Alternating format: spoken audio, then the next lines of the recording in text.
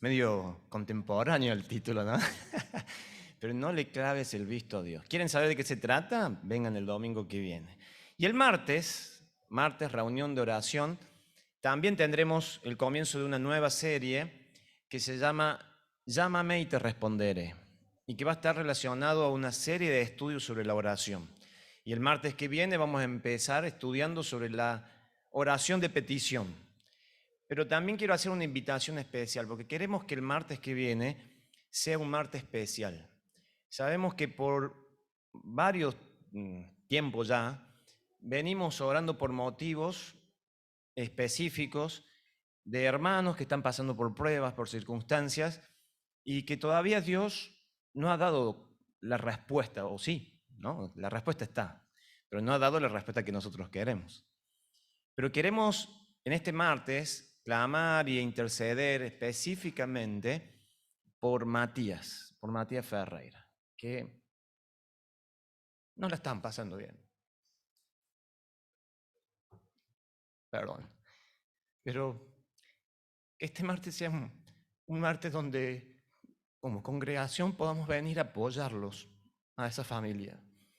Orar por Mati, por Adrián, por Mariela, para que el Señor tenga misericordia y les dé la fuerza que ellos necesitan para seguir adelante ante esta prueba, ante estas circunstancias que le está tocando vivir. Y cuando aparentemente aparece una luz de esperanza, muchas veces se vuelve a apagar. Así que este martes, más allá de todos los motivos que vamos a tener y que vamos a poder presentar, va a estar enfocado a poder orar por Mati y su familia. Así que los invitamos a que el martes puedan venir a hacer un esfuerzo. Yo sé que es un día de semana, yo sé que es por ahí se hace tarde, pero que podamos venir como iglesia a interceder por ellos. ¿Sí? Bueno, perdón, no sé a quién salí tan emocional así, pero bueno, ¿qué le vamos a hacer? Soy así. Vamos a ir al libro de Hechos. La verdad que es un gusto poder estar aquí presencialmente nuevamente.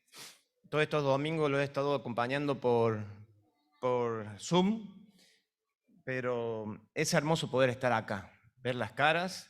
Hoy no se puede decir darle un fuerte abrazo, hay que darte un fuerte puñetazo, y suena feo eso, ¿no? ¿No es cierto? Suena feo. Entonces, no sabemos cómo decir, pero el hecho de poder estar acá y poder compartir, cantar todos juntos, escucharnos entre nosotros como un pueblo de Dios cantándole a Dios, es algo hermoso que lamentablemente el Zoom no lo puede dar, ¿no?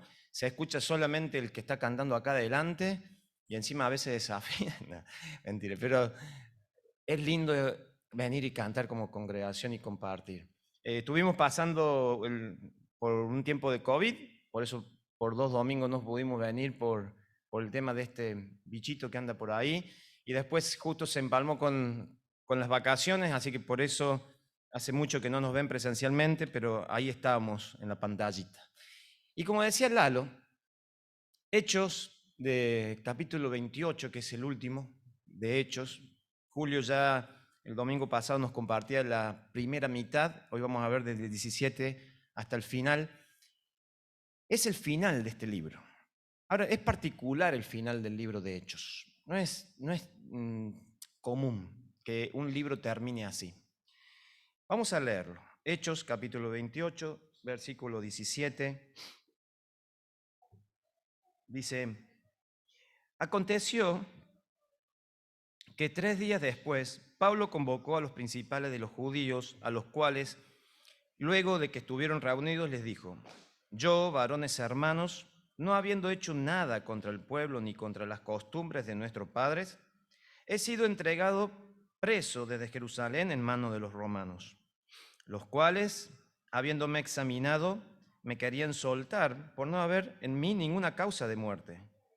Pero poniéndose los judíos, me vi obligado a apelar a César, no porque tenga de qué acusar a mi nación, así que por esta causa os he llamado para veros y a hablaros, porque por la esperanza de Israel estoy sujeto con estas cadenas. Entonces ellos le dijeron: nosotros ni hemos recibido de Judea cartas acerca de ti, venido alguno de los hombres que haya denunciado o hablado algún mal contra ti. Pero queríamos oír de ti lo que piensas, porque de esta secta, hablando del cristianismo, nos es notorio que en todas partes se habla contra ella. Y habiéndole señalado un día, vinieron a él muchos a la posada, a los cuales les declaraba y les testificaba el reino de Dios desde la mañana hasta la tarde, persuadiéndoles acerca de Jesús, tanto por la ley de Moisés como por los profetas. Y algunos asentían a lo que se decía, pero otros no creían. Y como no estuviesen de acuerdo entre sí al retirarse, le dijo Pablo estas palabras. Bien habló el Espíritu Santo por medio del profeta Isaías a nuestros padres diciendo, ve a este pueblo y diles, de oída oiréis y no entenderéis, y viendo veréis y no percibiréis. Porque el corazón de este pueblo se ha engrosado y con los oídos oyeron pesadamente y sus ojos han cerrado, para que no vean con los ojos ni oigan con los oídos y entiendan de corazón y se conviertan y yo los sane. Sabed pues que a los gentiles es enviada esta salvación de Dios y ellos oirán. Y cuando hubo dicho esto, los judíos se fueron teniendo gran discusión entre sí. Y Pablo permaneció 2 años entero en una casa alquilada y recibía a todos los que a él venían, predicando el reino de Dios y enseñando acerca del Señor Jesucristo abiertamente y sin impedimento. Así termina la carta de Hechos. Durante todo el año pasado estuvimos leyendo esta carta y hemos podido sacar muchísimas enseñanzas, muchísimas, más de lo que nosotros nos imaginamos cuando planteamos estudiar esta carta. Pero así, si tuviéramos que resumirlo en grandes rasgos, podríamos decir, Hechos habla sobre el origen del poder de la iglesia. Hechos habla de la iglesia, ¿no? Mucho de la iglesia, mucho de lo que somos nosotros. Y habla del origen del poder que tiene la iglesia. ¿Y cuál es el origen del poder? El Espíritu Santo. Desde el momento en que vino, en Hechos 2 del Pentecostés, vino el Espíritu Santo, la iglesia se reviste de un poder sobrenatural, que es el poder del Espíritu Santo. Y allí la iglesia comienza a caminar no bajo las fuerzas humanas, bajo los conocimientos de los apóstoles, sino por la guía del Espíritu Santo. Por eso Lalo decía recién, quizás a este libro que siempre se lo llama los Hechos de los Apóstoles, tendríamos que llamarle los Hechos del Espíritu Santo, de Dios a través de los apóstoles. Se nos enseñó el mensaje de la iglesia. ¿Cuál es el mensaje de la iglesia? La salvación, el Evangelio de Cristo, la salvación por medio de nuestro Señor Jesucristo. A lo largo de Hechos, el único mensaje que tiene la iglesia es la salvación por medio de Jesús. Se nos enseñó cuáles son los peligros de la iglesia, tantos aquellos que se producen internamente como los que se producen externamente, los que vienen a tratar de destruir la iglesia, a dividir la iglesia, a que la iglesia no avance. Y se nos enseñó la prioridad de la iglesia. Y la prioridad de la iglesia es predicar y enseñar de Cristo. A lo largo de hecho hemos podido ver todos estos puntos a grandes rasgos, ¿no? Para sintetizarlo, resumirlo en forma escueta. Pero llega a Hechos 28 y ¿no le da una sensación como que falta algo? Lucas no se despide, no saluda a nadie, no dice, bueno, hermanos, acá terminamos acá, terminó la vida de Pablo. No sabemos qué pasó con Pablo. ¿Qué le habrá dicho a César? ¿Habrá estado delante de César o no habrá estado delante de César? ¿Qué pasó? ¿Qué pasó en esos 2 años que Pablo quedó ahí encarcelado en una casa alquilada, pero quedó? ¿Qué habrá pasado con los judíos que creyeron? ¿Qué habrá pasado con los que no creyeron? Quedó como inconcluso la carta de Hechos, ¿no? Hay algunos que dicen, quizás Lucas tenía en su mente escribir el 3er tomo. Había escrito el Evangelio de Lucas, escribió Hechos y quizás tenía en su mente escribir el 3er y por eso no lo concluyó, no le dio un final específico, no dio las salutaciones como aparecen en cualquier otra carta enviada. Y termina diciendo, Pablo terminó ahí en la casa predicándole a todos del Evangelio de Dios. Punto. Nada más. ¿Saben por qué Hechos termina así? Porque la carta continúa. La carta no termina acá en capítulo 28. ¿Sabe dónde termina la carta de Hechos? cuando vuelva nuestro Señor Jesucristo a buscarnos. La carta de Hechos la seguimos escribiendo nosotros, hermanos. La carta de Hechos sigue siendo escrita todos los días y la escribimos nosotros. Nuestros hechos hoy están siendo escritos en el cielo. Todo lo que nosotros estamos haciendo por Cristo, todo lo que la iglesia está haciendo por Cristo en este lugar, están siendo escritas en el cielo. Ahora lo que nos preguntamos es, ¿qué habrá en el cielo sobre Cabañas del Pilar? ¿Una enciclopedia o una historieta? ¿Qué habrá? ¿Qué se está escribiendo? ¿Qué hay de nuestras vidas que puedan estar Dios con su pluma diciendo, hey, aquí está Daniel, y en este año 2022 Daniel salió y fue y predicó y terminó, no sé, póngase un nombre ahí, ¿no? ¿Qué se estará escribiendo en este tiempo? Hay una escritora alemana que dice la siguiente frase: todo final en la historia del mundo contiene necesariamente un nuevo inicio. Y en el libro de Hechos, diríamos, todo final de Hechos es en realidad un nuevo inicio. Es un nuevo inicio, un nuevo comienzo para volver a escribir lo que nosotros tenemos. Para entender el final de Hechos, tenemos que primero entender el principio de Hechos. ¿Se acuerdan cómo empieza Hechos? No del versículo 1, pero el versículo 1:8, bien conocido. ¿Qué dice 1:8? Recibiréis poder cuando venga sobre vosotros el Espíritu Santo, ¿y qué? Me seréis testigos. ¿En dónde? Jerusalén, toda Judea, Samaria y hasta lo último de la tierra. ¿Se cumplió? Claro que sí. Desde Pentecostés, Jerusalén, todos recibieron el Espíritu, comenzaron los apóstoles a transmitir el Evangelio. Pedro con Cornelio comenzó ya toda la región de Judea. Felipe alcanzando Samaria. Pablo extendiéndose al resto del mundo. Ahora, ¿llegó a Argentina Pablo? Bueno, Argentina la escribimos nosotros entonces. Córdoba la escribimos nosotros entonces. Queremos más poquito. Cabaña del Pilar la escribimos nosotros. Esa es nuestra misión, esos son nuestros hechos, eso es lo que Dios nos encomendó ahora.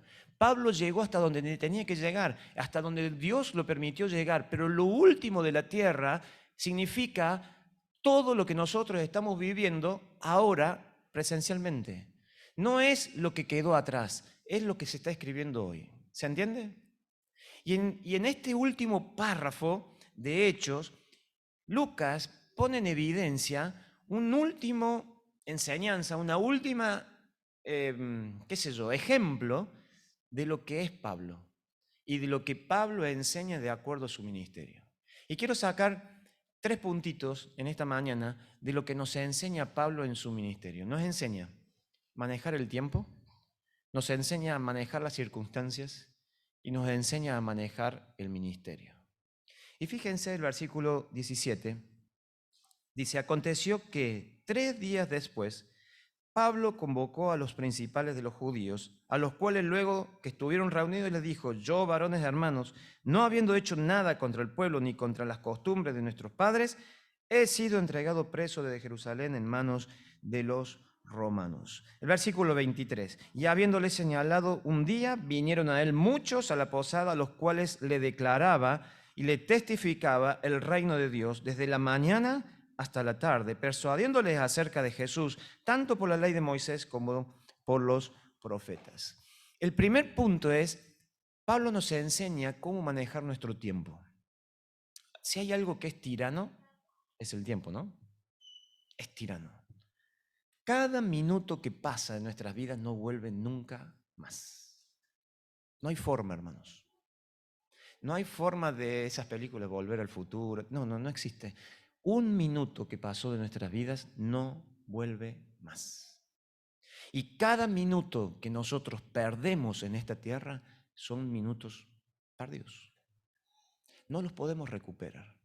Y por más que nosotros nos demos cuenta y digamos, bueno, no, listo, de ahora en más voy a aprovechar bien el tiempo, los minutos que perdiste se perdieron. El tiempo que dejaste pasar, pasó. Pablo tenía algo muy claro en su cabeza. ¿Y saben cuál era el concepto que tenía Pablo en su cabeza? No se puede perder tiempo. Apenas llegó a Roma, no pasaron ni siquiera 3 días, que imagínense, ¿no? O sea, pónganse en el cuadro. Pablo estaba yendo a una ciudad extranjera, nunca había ido a Roma. No lo conocían. Se dan cuenta que ellos mismos, los judíos, dicen, no nos llegó ninguna carta ni tuya ni nada. No sabían qué pasaba. Seguramente deben haber escuchado algo de Pablo, el gran Pablo, aquel que se había convertido, aquel que era perseguidor y pasó a ser un apóstol de Jesucristo. Pero mucho conocimiento de Pablo no tenían. No lo conocían, estaba en un lugar que nadie conocía, él no conocía a nadie, un lugar extranjero, esperando ser enjuiciado. ¿Y cómo hubiera actuado usted delante de Pablo, si usted hubiera estado en el lugar de Pablo? ¿Cómo hubiéramos actuado nosotros? Sin embargo, Pablo llega, seguramente después de un de papeleos y todo, porque era un preso, hasta que le buscaran un lugar, hasta que determinaran si iba a estar en una cárcel o iba a estar en una casa, lo que sea. Todo ese tiempo, Pablo en 3 días logró reunir a todos los principales de la sinagoga. Pablo llegó a Roma y dijo, acá no se pierde tiempo, hermanos. Acá se trabaja. Acá no puedo perder un minuto de mi vida sin empezar a trabajar para Dios. Ese es el concepto que tenía Pablo en su corazón. ¿Saben qué, hermanos? Si nosotros no manejamos bien el tiempo en nuestra vida, si nosotros no manejamos bien el tiempo en nuestra vida va a ser una pérdida de tiempo. ¿Se entiende la frasecita? Si no logramos entender que tenemos que manejar bien nuestros tiempos en nuestra vida va a ser una pérdida de tiempo. Y Pablo tenía esto en el concepto. ¿Por qué? Porque en su cabeza sabía que la venida del Señor Jesucristo estaba cerca. Fíjense, acompáñenme a Filipenses capítulo 4. Busquemos allí Filipenses capítulo 4. ¿Saben cuándo escribió Pablo Filipenses, no es cierto? Cuando estaba preso en Roma. Ahí escribe Pablo. Y miren el concepto que tenía Pablo en su cabeza. Filipenses 4, 5. Vuestra gentileza sea conocido de todos los hombres. El Señor está cerca. Más allá de todo lo que le viene diciendo y todo lo que tienen que hacer, de regocijarse, de orar, y todo lo que le va a estar diciendo, que no tienen que estar afanosos ni nada más, Pablo dice, el Señor está cerca. Yo diría esto, si Pablo en su tiempo dijo, el Señor está cerca, ¿qué tendríamos que decir nosotros? Está muy cerca. El Señor está muy cerca. Yo no sé si ustedes están escuchando noticias y cosas, pero pareciera que todo ya se está acomodando. Nadie sabe la hora ni el día, pero todas las cosas se están acomodando. El Señor está muy cerca, hermanos, muy cerca. Y en cualquier momento, cuando menos nos descuidemos, en un abrir y cerrar de ojos, nosotros estaremos en el cielo. Puede ser hoy. ¿Se dio cuenta, no? Puede ser ahora, en este mismo momento. Puede ser en cualquier momento. Pero suponete que fuera hoy, en este momento, viene el Señor a buscar a su iglesia, nos vamos al cielo. ¿Qué llevamos en nuestras manos para entregarle al Rey? ¿Qué llevamos en nuestras manos? Si hay algo que no quiero en mi vida es llegar ante la presencia de Dios con las manos vacías y decir, Señor, perdí el tiempo. Me diste la vida y perdí el tiempo. Lo dejé pasar. Puse prioridades distintas en mi vida, estuve tan afanoso y preocupado por ciertas cosas. Perdí tiempo, Señor. Pablo tenía en la cabeza, el Señor está cerca, el Señor ya viene, no puedo perder el tiempo. 3 días le llevó solamente llegar a reunirlos a todos. ¿Saben? Da tristeza muchas veces cuando en cristianos, en nosotros, y no hablo para otros, hablo para mí mismo también, aparecen pensamientos, palabras, frases, como por ejemplo, mañana. Che, este año en qué vas a hacer o qué vas a... No, espérame un tiempito más, mañana empiezo. Parecen como las dietas de las mujeres, ¿no? El lunes empiezo. No sé qué lunes. Pero pasan los lunes. Ay, bueno, no pongo esa cara, Soso. Se sintió identificada, es colefa. Pasan los lunes y no parece. Pero muchas veces los cristianos es igual. Parece que no empezáramos más y decimos, no, mañana. Dejamos para mañana lo que podemos hacer hoy. ¿Sabes qué? Mañana puede ser tarde. Mañana puede ser muy tarde, hermanos. Muy tarde. Hay frases como, ¿cuando termines qué? No, cuando termine mis estudios, cuando termine las cosas que estoy haciendo, cuando me organice, ahí voy a servir a Dios. Qué tristeza, hermanos. Yo tengo un amigo o un conocido, un amigo, que siempre me decía esta frase. Cada año que empezaba y le decía, che, ¿en qué vas a servir este año? ¿Qué vas a hacer en la iglesia?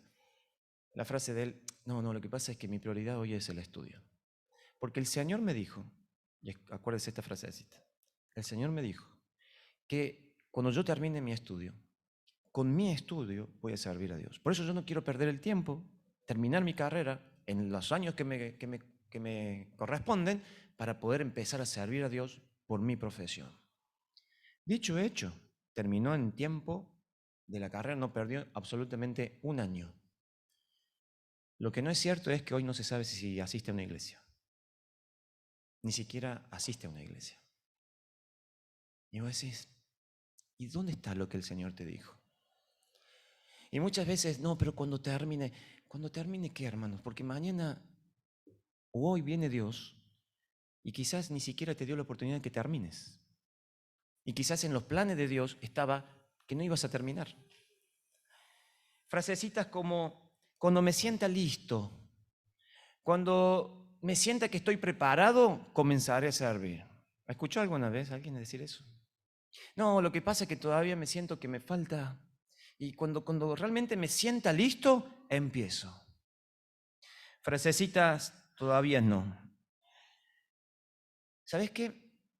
Espero que hoy, no digo mañana, espero que hoy no sea demasiado tarde, para que podamos entender que no hay tiempo que perder, que en las cosas de Dios los tiempos son hoy, ahora, ya, porque mañana no sabemos. Y todo minuto, cada hora, cada año, cada mes que perdemos, no vuelve más. No vuelve más. Y Pablo lo tenía bien claro en su cabeza. Acompáñenme, por favor, a Efesios, otro libro más, escrito desde Roma en su prisión. Efesios capítulo 5, bien conocido este pasaje por todos. Efesios capítulo 5 dice, versículo 15. Mirad pues con diligencia cómo andéis, no como necios, sino como sabios, aprovechando bien el tiempo, porque los días son malos. Por tanto, no seáis insensatos, sino entendidos de cuál sea la voluntad de Dios. Se lo leo en la traducción lenguaje actual. Dice, tengan cuidado de cómo se comportan. Vivan como gente que piensa lo que hace y no como tontos. Aprovechen cada oportunidad que tenga de hacer el bien, porque estamos viviendo tiempos muy malos. No sean tontos, sino traten de averiguar qué es lo que Dios quiere que hagan. Yo cuando leía este versículo, que es conocido, pero digo, es más actual de lo que se escribió hace tiempo atrás, ¿no? Es como que Pablo nos está diciendo hoy, hey, despierten, los tiempos son muy malos los que estamos viviendo. Los tiempos se están poniendo peores. Aprovechen el tiempo, sean entendidos, sean sabios, sean inteligentes. No sean tontos, no sean necios, no sean insensatos. Aprovechen cada oportunidad que Dios le está poniendo adelante. Hermano, estamos empezando un año nuevo, 2022. ¿Sabes todas las oportunidades que Dios te está poniendo adelante? ¿Sabes todas las oportunidades que Dios te va a poner adelante para que le sirvas, para que puedas estar trabajando en su obra? Aprovechemos cada oportunidad. Y Pablo termina diciendo, sean entendidos, comprendan cuál es la voluntad de Dios. Yo te hago una pregunta en esta mañana. ¿Cuál es la voluntad de Dios? ¿Qué me contestarías vos? ¿Cuál es la voluntad de Dios? Porque Pablo dice, comprendan, entiendan, sean entendidos de cuál es la voluntad de Dios. ¿Cuál es la voluntad de Dios, hermanos?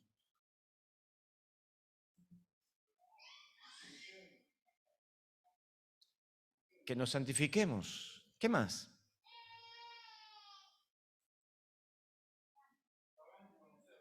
Que lo hagamos conocer, que le obedezcamos. Que todos los hombres procedan al arrepentimiento. Muy bien. ¿Cómo? Ser salvos. Santos. Bueno, que nos santifiquemos, que sean santos. Y podemos empezar a mencionar un montón de cosas que conocemos que es la voluntad de Dios. Ahora, cuando Pablo le dice, aprovechen bien el tiempo, fíjense lo que dice el lenguaje actual, dice que logren entender qué es lo que Dios quiere que hagan. Y la voluntad de Dios no solamente es general para todos, sino hay una voluntad específica. ¿Cuál es la voluntad para vos? ¿Cuál es el plan que tiene Dios en tu vida, hermanos? Y es todo lo que dijiste, pero sé más específico. ¿Qué quiere Dios para este año para vos? ¿En dónde te quiere? ¿En qué? ¿En qué lugar? ¿Qué vas a hacer este año para Dios? ¿En qué vas a servir? ¿Cómo lo vas a glorificar? ¿Cómo te vas a santificar? ¿Cómo vas a hacer que todos procedan al arrepentimiento? ¿Cómo vas a hacer todo eso que dijiste, pero en tu vida personal? ¿Cómo lo vas a hacer? Aprovechando bien el tiempo, no siendo necios, entendiendo, comprendiendo cuál es la voluntad de Dios. ¿Saben qué? Muchas veces el cristiano, es duro lo que voy a decir, es fuerte, pero muchas veces caemos en el error de manipular la voluntad de Dios. ¿Por qué digo esto? Porque muchas veces hablamos en nombre de Dios, cuando Dios dice, yo no le dije nada. ¿Cuántas veces escuchaste a cristianos venir y decir, no, porque siento que Dios me dijo que este año tengo que prepararme para poder servir, cuando termine lo que decíamos recién? ¿Cuántas veces sentiste a un cristiano diciendo, no, lo que Dios me dijo que este año no tengo que servir acá porque siento que Dios me está llamando? Y empezamos, perdónenme, y no digo que todos los casos sean iguales, pero empezamos a manipular la voluntad de Dios. Esa expresión, siento que Dios me dijo, ¿saben qué? Yo le diría, hermano, no sienta, conozca la voluntad de Dios. La voluntad de Dios no se siente, se conoce, se entiende, se comprende. Y Dios no te va a hacer sentir, Dios te lo va a hacer saber. Dios no va a trabajar con tus sentimientos, no, porque pregúntate cada vez que tengas esa expresión, no, porque siento que Dios, pregúntate si es Dios que te hace sentir o no son tus propios sentimientos. Porque hay veces que nos sentimos cansados, por eso vieron que siempre se dice, no tomen ninguna decisión a fin de año. Porque, claro, terminamos fatigados, cansados, no queremos saber más nada. Decir, che, ¿en qué va a trabajar el año que viene? Y eso pasó, ¿eh? Porque vieron que este año dijimos, no, vamos a ver quién... Pocos contestaron qué van a hacer este año. Pocos. Porque estás cansado, estás fatigado, estás pensando en cualquier cosa, estás con ganas de decir, bueno, ¿cuándo empiezan mis vacaciones? Y todo lo demás. Y empiezan los sentimientos a entrar en juego, ¿no? Y decir, che, la verdad que ya estoy cansado y prefiero tirar la toalla. Bueno, hermanos, no sienta, sino conozca lo que es la voluntad de Dios. ¿Escucharon alguna vez decir a alguien, si no lo hago con excelencia, no lo hago, porque Dios se merece lo mejor? ¿Escucharon o no? ¿Es verdad o no? Obvio. Obvio que tenemos que hacerlo con excelencia. Obvio que tenemos que hacerlo mejor, porque Dios se merece lo mejor. Ahora, si vas a esperar la excelencia, no lo vas a hacer nunca. Porque si vos te querés medir lo mejor para Dios, nunca lo alcanzaremos. ¿Qué podemos hacer nosotros imperfectos para un Dios perfecto? ¿Qué podemos hacer nosotros hombres limitados para un Dios ilimitado? ¿Qué podemos hacer nosotros personas tan chiquititas para un Dios tan grande? Nunca lo lograremos hacer la perfección, nunca lograremos la excelencia completa, nunca lograremos hacer lo mejor de lo mejor. Y muchas veces ponemos esa expresión, no, lo que pasa es que si no lo hago bien, no lo hago. Hermano, hacelo. Hacelo con tu fuerza, como puedas, pero hacelo, no pierdas más el tiempo. Porque el tiempo pasa y nunca vas a lograr hacerlo como a vos se te pensabas o soñabas. Pero en el mientras tanto, lo que no hiciste, lo que no serviste, lo que no trabajaste para Dios, nos afecta a todos. Porque somos un cuerpo. Decile a la mano un día, mano, si hasta que no trabajes con una precisión perfecta no vas a trabajar. Y quédate sin la mano un día. Quédate sin la mano un mes. Quédate sin la mano un año. ¿Sabe qué qué va a pasar? La otra mano va a tener que hacer el trabajo de esta, pero con un esfuerzo doble. Hermanos, no importa si no tenemos una coordinación fina en esta mano, hagámoslos, porque nos va a ayudar. Sea mucho, sea poco, nos va a ayudar. Frasecitas como, primero déjame que me organice este año, déjame que me organice con mis estudios, con mi trabajo, y después te digo en qué sirvo. ¿Escuchaste también esto? ¿Sabes qué estás haciendo? Le estás dando las obras a Dios. Todas las canciones que cantamos recién en la cena del Señor estaban enfocadas a un Dios que lo dio todo por vos. Y vos le estás dando las obras a Dios. Déjame que me organice, que priorice mis cosas y el tiempo que me quede lo sirvo para Dios. Hermanos, no es así la ecuación en el cristiano. La ecuación del cristiano es ¿dónde Dios querés que esté? ¿En dónde, Señor, querés que te sirva? Y después acomodo mis cosas. Y después me organizo para ver cómo logro hacer lo demás. Pero no podemos priorizar primero mis cosas para después decir, bueno, lo que me quede va para con Dios. Dios quiere, no Dios quiera, Dios quiere que este 2022, cada uno de nosotros como iglesia, logre buscar a Dios de todo corazón. Logremos servir a Dios de todo corazón. Logremos adorar a Dios de todo corazón. Logremos ejercitar nuestros dones. ¿Hay alguien acá que no tiene un don? Todos tenemos dones. Ejercitémoslos, pongámoslos en funcionamiento. Desarrollémoslos, pongámoslos al servicio para edificación de la iglesia. Dios quiere que prioricemos a Dios. Y Pablo nos enseña en este capítulo 28 de Hechos que el tiempo no hay que perderlo, que el tiempo vale oro, como diríamos en la frasecita, ¿no? Pero no solamente nos enseña a manejar el tiempo, sino nos enseña a manejar las circunstancias. ¿Cuántas veces nos encontramos bajo circunstancias que no son fáciles de llevar y lo primero que hacemos es bajar los brazos?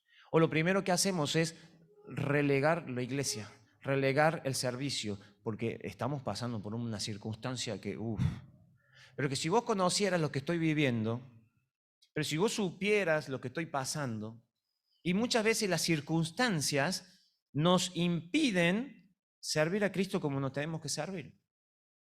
Pablo estaba preso, hermanos. Pablo no era alguien que decía, bueno, me voy al kiosco a comprar, bueno, me salgo, me voy a visitar a tal. No, Pablo estaba en una casa y lo único que le quedaba era recibir a todo el que le viniera. Pero Pablo estaba preso. Pablo estuvo en un naufragio, lo estuvimos viendo domingos anteriores. Pablo tuvo que vivir cuántas cosas, hermanos, cuántas circunstancias. Acompáñenme a 2 Corintios, capítulo 11, versículo 23. Pablo va a estar mencionando un montón de cosas que tuvo que vivir, circunstancias que tuvo que vivir. 2 Corintios, capítulo 11. Desde el versículo 23, fíjense, empieza con esta pregunta, el versículo 23. ¿Son ministros de Cristo? ¿Son ministros de Cristo ustedes? Les pregunto, ¿son ministros de Cristo? ¿Sí? ¿Son siervos de Cristo? Bien.